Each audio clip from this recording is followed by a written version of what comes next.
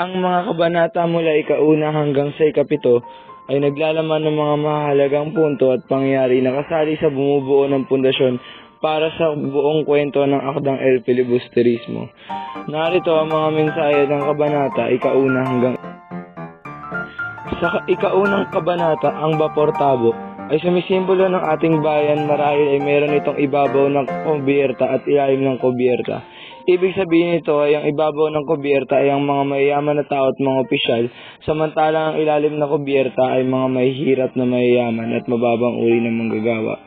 Ang mensahe ng kabanata ay yung mapait na katotohanan na di dapat magkaroon ng ibabaw at ilalim marahil dapat turingin natin ang isa't isa ay magkakapatid at walang mataas at mababa, lahat tayo ay pantay-pantay.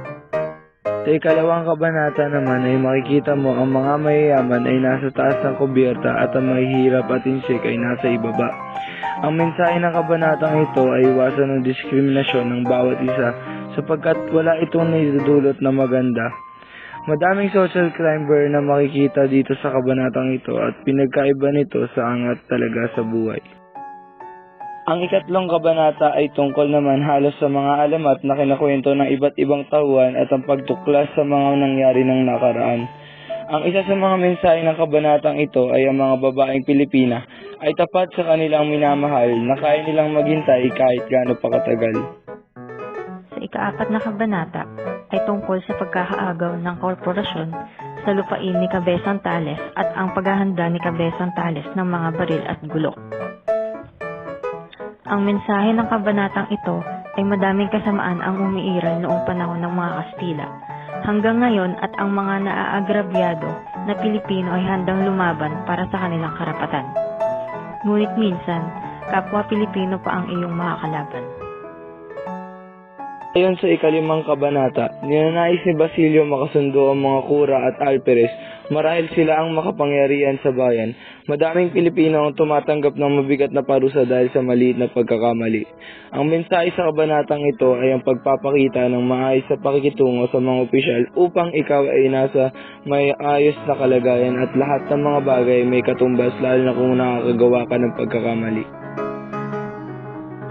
Ang ika-6 na kabanata naman ay ang pagsisikap ni Basilio upang maging matagumpay sa pag-aaral.